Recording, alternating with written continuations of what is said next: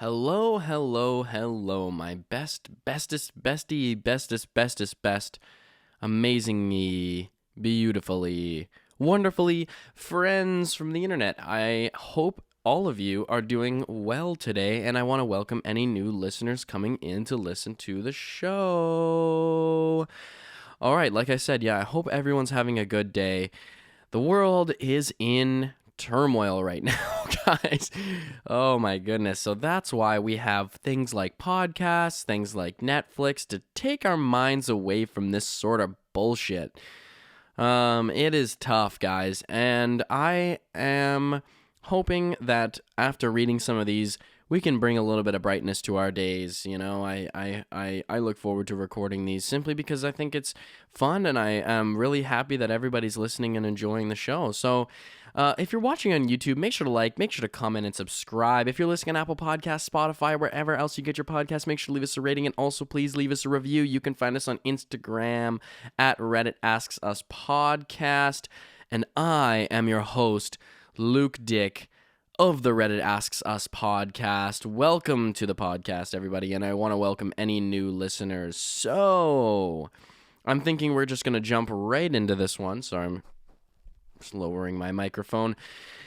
Yeah, okay. So we're going to get right into this one. This one is quite the this one you'd figure people would have quite a lot to say because of, I'm sure every single person listening to this has had a person like this in their life. I know I have, and I know lots of other people I know in my life have, and I'm sure that you can't go throughout your life without meeting one of these people. But this episode is, who is your I fucking hate this guy, and that is a question from the main AskReddit page. Okay, so our first comment comes here from Pamazon63.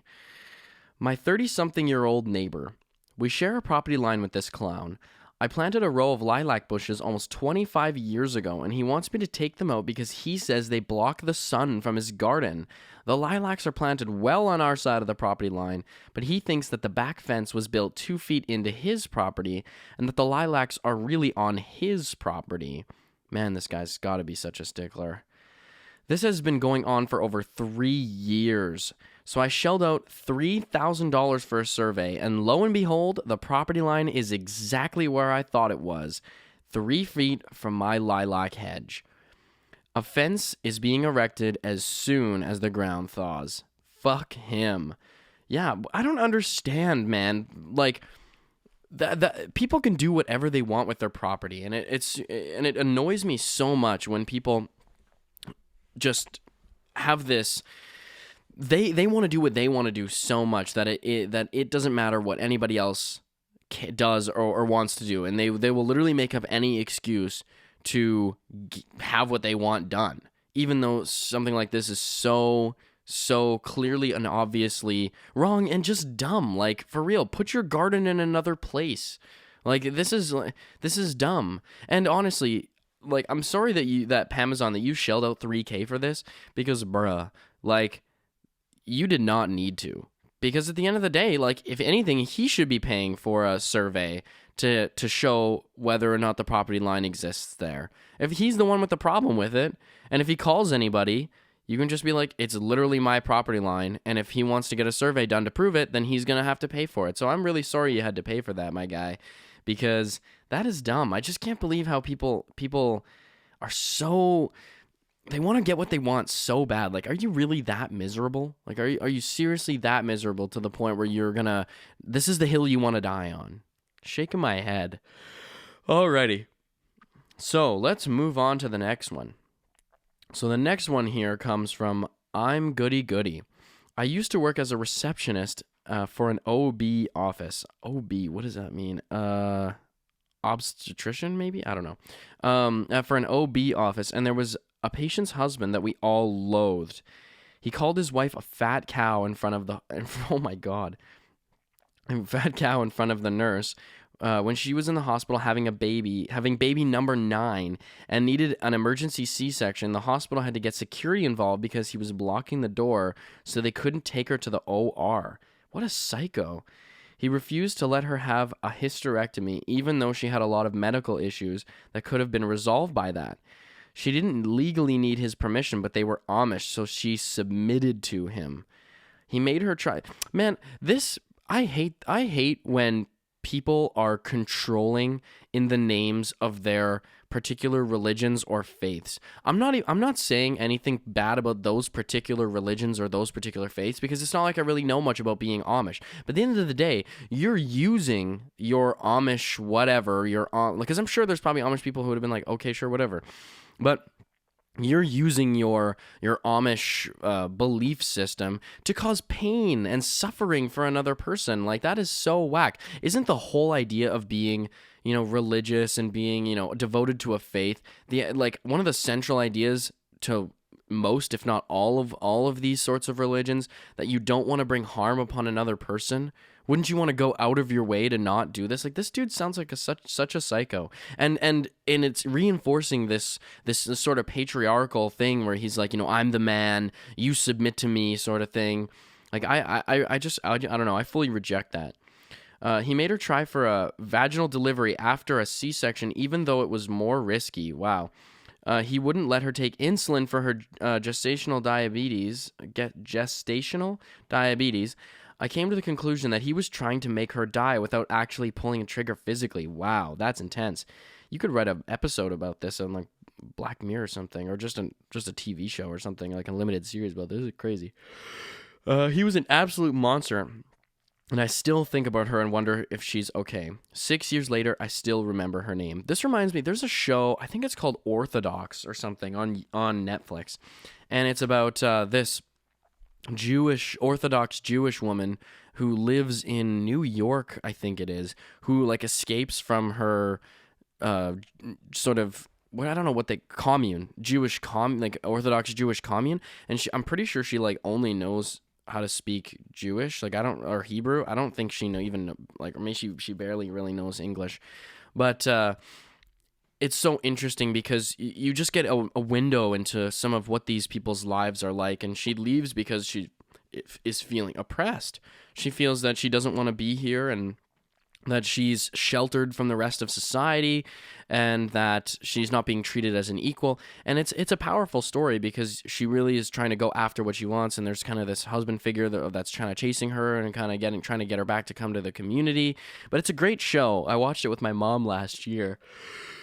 So, highly recommend, but it just shows you these stories. Like, it just shows you a little bit of a window into some of these, devout sort of lifestyles. Like, even you can say something like Scientology is the same, where they, like, the people who are really into Scientology who have to, like, live on the property and they don't get to leave and everything they do is monitored. It just, how is that a free life for a person? How is that a free life for a human being? To me, that doesn't seem like a real life or a fulfilled life, and it sucks that people have to be oppressed in the name of something that is supposed to be, this, good thing, I guess.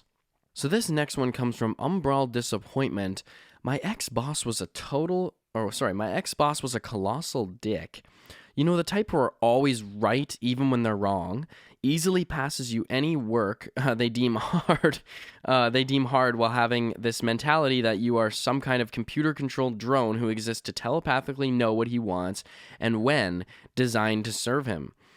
The guy had this belief that everything can only be done right if it's done his way. Anything else is faulty, even if it's done properly as it's dictated by the client. I still remember this event. I was upside in an attic, or upside down in an attic? It just says upside in an attic, fixing wiring when I hear this conversation below. Ex-boss. This was made the wrong way. UmbralDisappointment is such a useless worker. How can he not understand such a simple task? Boss 2 enters the scene and is not aware of the previous complaints. What's the matter, John? Other worker. Did something go bad with that one? Ex-boss. John did this? Boss 2. Yeah, he just finished an hour ago. Is something wrong? Ex-boss. Nah, it's perfect. Tell him it was good work. Wow. I don't understand, man. How do people get like this? Like, where does your frustration come from? I don't understand why you have to make everybody else's your problems, everybody else's problems have to deal with this, and like make them have to deal with this in your life. You're making them miserable. And I think that those people, man, those people are evil. Those people are truly evil. There's something wrong with them. There is seriously something wrong with these people. I don't know. I don't understand. I've had bosses and stuff like this in the past who are just like, who just expect the absolute most, and not even that, but they don't explain or tell you exactly what they want. They just expect you to know it, and it's like, that is so unrealistic. It's like, come on, do you really, like, is this is how you really perceive life? This is how you really are going to go about your life, is trying to dictate everybody's life, and if somebody does something that, by the way, you didn't tell them, and then they don't do it, or it's not done the way that you wanted to, even though you didn't tell them that's the way you wanted it to do, then you feel justified in feeling like you want to get mad at that person and chew that person out. And that's so unfair, man. Like, people out there, I hope you guys know that you don't deserve that, okay? You really don't deserve that and being treated that way, because that's not okay. Like, come on. I don't understand where it comes from. I don't understand. Like, they must be lacking somewhere in their life. They must have experienced something, and now they just want this power and control, and they must have lacked this or been treated in a poor way in their life, and now they're pushing that onto other people and making it their problem. So this next one comes from Pleasant Salad. My best friend moved to a different state, met a guy, and quickly got engaged. Oh, there might seem like there's something wrong here already. She brought him to meet us, and he told me how much he made within the first 10 minutes. Asked what I made, scoffed at the amount, said he would never live in my apartment because we didn't have an elevator. Said he would never be caught dead driving in a car like mine. Also, he buys new cars every 2 years, talked over my friend constantly. I would ask her a question and he would answer for her. He complained about the amount of money she made and made fun of her job. She's a social worker who works with underage girls that have eating disorders. He styles his mustache to do that pretentious curl thing with wax. Fuck that guy. Wow. This dude. I see, that's another thing is this, this whole... I don't know what it is or how this gets. It's compensation. It must be sort of. You're compensating for something that you don't have.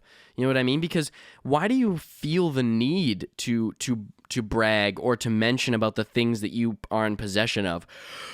Obviously, no one wants to hear that because nobody cares. Nobody cares.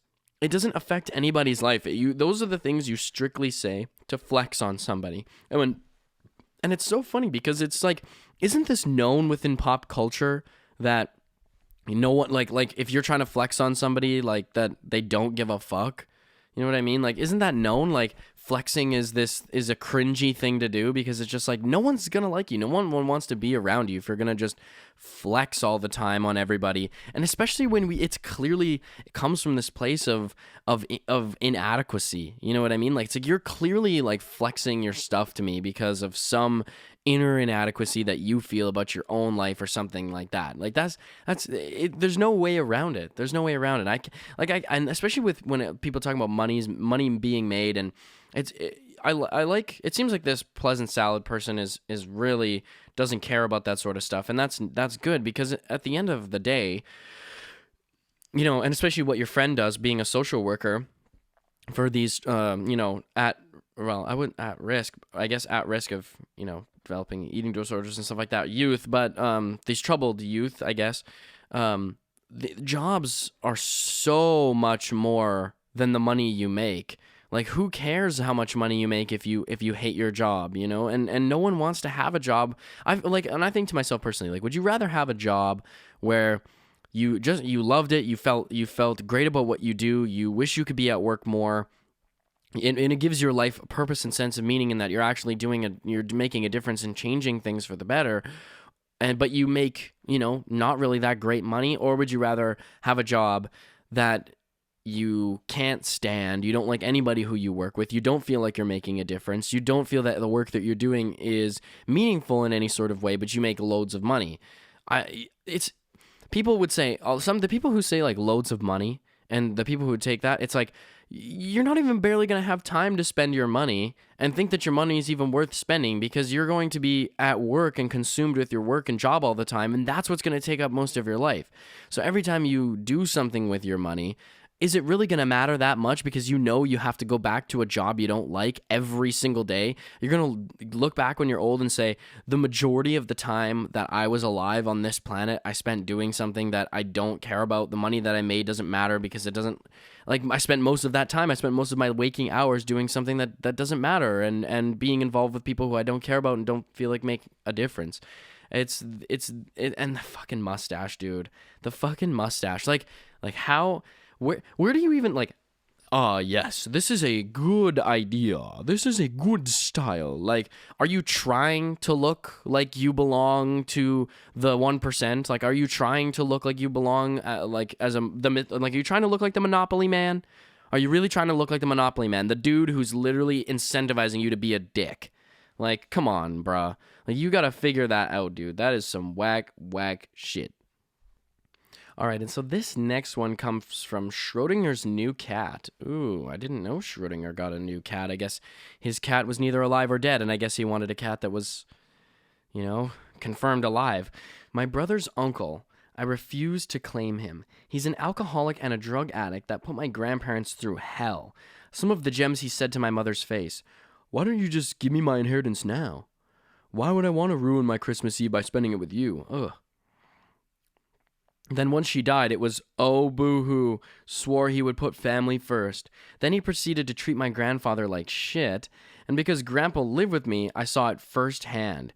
He would say he's coming over on Sunday, so Grandpa would be up at the crack of dawn ready to go, and he would be sitting and watching out the window like a kid who has divorced parents and is waiting for his dad to show up for the weekend. He would sit there all day and then be heartbroken when the fucker didn't show up and never called. Listening to my grandfather cry because he was so upset made me see red. Then once my grandpa died, it was all boo-hoo, poor me, all over again. Man, these people are like gaslighters, dude. Like, these people are the worst. So where am I? Since both of my grandparents were gone now, I ripped into him and told him exactly what I thought of him. That was 13 years ago, and it still wasn't enough for me. Recently, he told his probation officer that he lived with me. He gave his probation officer my address. The PO then comes looking to me for him. That was a fun conversation. He's pathetic, worthless, a waste of oxygen, and I hope he dies cold, alone, and painfully slowly. These are just a couple of examples, but don't even scratch the surface of what a piece of shit he is. Man, and see, these are the type of people... They will end up like this because they're destructive in their own lives. And this is another thing that I can't stand too. I don't understand how people get to this point of when they...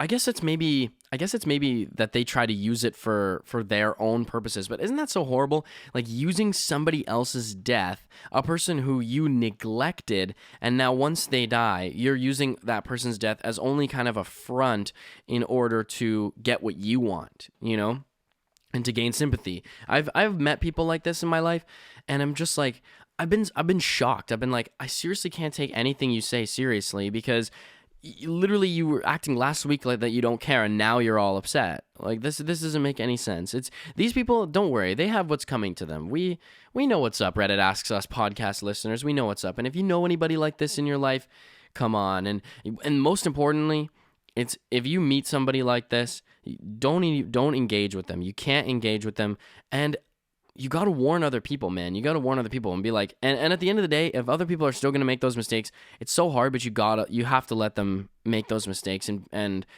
be with these people who fucking suck, because, that's to a certain extent is that's partly what they signed up for. You can't, you can only offer people so much help to the point where you're just like, I can't do this anymore. And this is stressing me out, So this next one comes from Turbulent Skirt 7329. My apartment neighbor Esther's grandson will come and visit her and pull into our apartment's lot vertically behind our cars that park horizontally, thus blocking them in.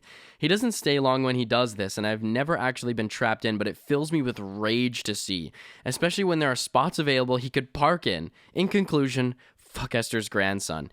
This reminds me of something that happened to us recently. Like me and my friends, we went to this ski mountain, and me and my friends are looking for a parking spot because my friend found one that was really close, and so we're trying to take my other friend's car and see if we can find one that's close.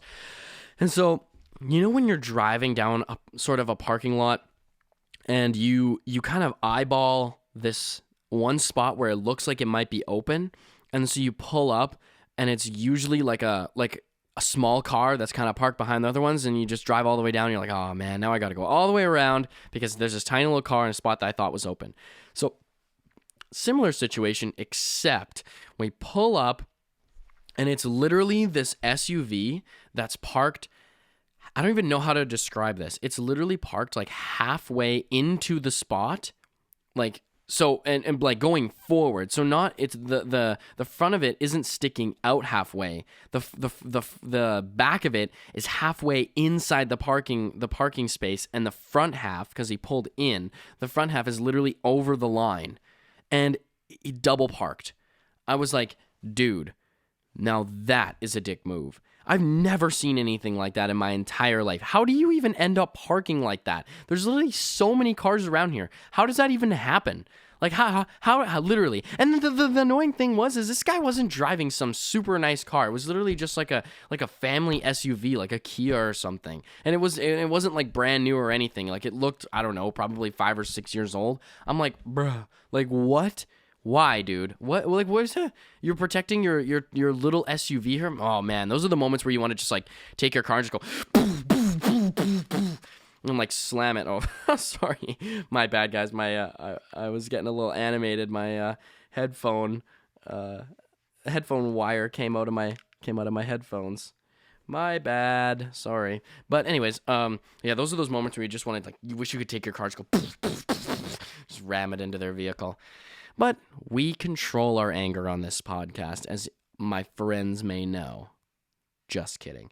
So, this one is the worst. So there's this next one comes from Orca Connoisseur. I would like to meet you, Mr. Orca Connoisseur, see how much you really know about orca whales. There's a person who told me he has the right to have sex with a girl in my class because his father is an independent entrepreneur while the girl is employed at an agency. This dude must be like a crypto dude on TikTok. There's no way this guy is not like a crypto motherfucker on TikTok who's constantly like, guys, I'm making my own NFT, and it's going to be of me and my cool, sick car, and I'm going to be selling my NFT. I'm selling it starting at $150,000. This is the most hottest, newest NFT. It's being endorsed by everybody in the crypto world, and if you don't do this, you're a bitch, and you're a pussy. Like, I've seen dudes like this. Come on, bro. You don't have the right to have sex with anybody, dude. That's the most toxic male behavior ever. It's these like alpha dudes. Oh my god, don't even get me started. They're just the worst. Just the worst. And I guarantee they're into crypto. I guarantee they're into crypto or like forex trading or something stupid like that. This next one comes from B Goosewix. Sorry, come on, guys. You gotta. Some of these, I love the usernames. Don't get me wrong. I love great usernames, but at the end of the day, bruh, this one is you gotta get a username that's more pronounceable. But this one is really true, though. Any dude whose personality revolves around being alpha. And this is just what I was talking about with the whole crypto guy. And it's like, I'm so surprised that there are dudes who actually buy into this whole, like, alpha mentality. Like I'm not even joking. People who like actually believe this and like, you know, will say and will brag and tout the fact that they're like quote unquote alpha. I'm like, dude, what? Like what? Why? Why do you want to be known as that, dude? Like where do you think that's going to get you? Like where do you really think that's going to get you? Honestly, all it has to really do is like it's superiority complex. These people just want to believe that they're so much better than everybody else, but they end up just being super obnoxious and just like super chatty, like Chad, like not chatty, but Chaddy, like super chatty. Like no one wants to. no one wants to be around your energy. It's hella toxic. Like, it's just like these people are constantly talking themselves up. Everything is a competition. Everything is a competition. I can't stand this. It's just like you can never just chill with these people. You can never just hang out and just relax around these people. They're so intense about absolutely everything. They try to flex on you. The worst thing about it too is they just complain. They constantly complain. They constantly complain about everything. It's just like, this is stupid, this is not good enough. This is never good enough. If I did it, it'd be better. And it's just like, dude, no one cares. They ruin a good time. Nothing is like ever up to their expectations, but that's all part of being alpha. Because when you are alpha, you never live up to anybody else's expectations because you suck. Okay? You suck. All right? And that is just the truth. Okay? You suck. Okay. Anyways, I think I'm going to wrap it up here for today, everybody. I had to record this episode on Tuesday. I know I wanted to record it on Monday, but I did have to record this one on Tuesday because we had a late night last night because we had a Raptors game that we were watching, and then we did a live stream after that for that Raptors game. So it was a little bit of a busy night last night. So I apologize for that, but I hope today's episode was just, entertaining as I can try to make it to be. But yeah, I want to thank everybody for listening and tuning into today's episode. So, to wrap up this episode of the Reddit Ask Podcast, if you're watching on YouTube, make sure to like, make sure to comment, and to subscribe. And if you're listening to Apple Podcasts, Spotify, wherever else you get your podcasts, make sure to leave us a rating, and also please leave us a review. You can find us on Instagram at Reddit Asks Us Podcast. Before we head out, I'm your host, Luke Dick, and thank you for listening to the show. I will see you guys next week. Peace out, my best friends.